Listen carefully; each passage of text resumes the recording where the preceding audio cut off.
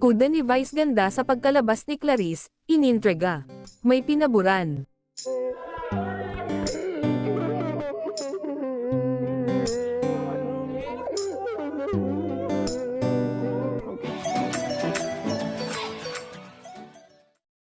Binigyang kulay ng isang netizen ang sentimiento ni Unkabogabow star Vice ganda kaugnay sa paglabas ni kapamilya singer Clarice de Guzman sa bahay ni Kuya.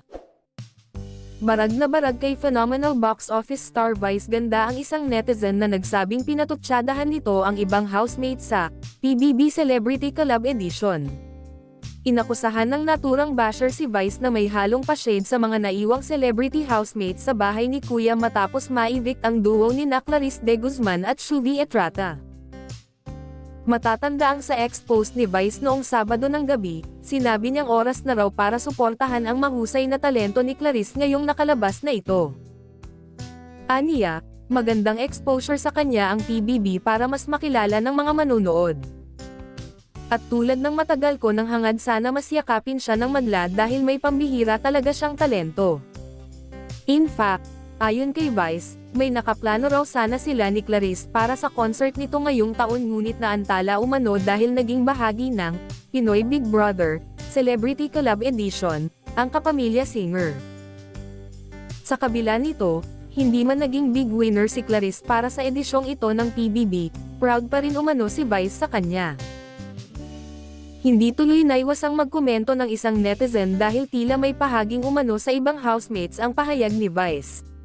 May shade talaga. We love them because they're real, their journey is real and it's not just love team. Kailangan ba talaga sabihin yan, saad ng netizen na kasalukuyang deleted na ang account. Dagdag pa nito, manood ka kaya lagi ng livestream. Di lahat ng tao perfect but I believe in those who did everything to correct their mistake. Ngunit hindi pinalampas ni Vice ang pang-iintriga ng netizen sa kanyang post. Pinatulan niya ito at sinagot. Buwelta ng Unkabogabow star, saan galing ang tweet mo? Sinong shinade ko? Sinong housemate ang pinaglalaban mong shinade ko? Alam mo ba ang shade? Yung totoo. Naunawaan mo ba ang tweet? Mahina ang pang-intindi. Matatanda ang duo ni Clarice at Shuvi ang nakakuha ng pinakamaliit na boto mula sa tatlong nominadong duo na umabot lang ng 31.50%, dahilan para magpaalam sila pareho sa bahay ni Kuya.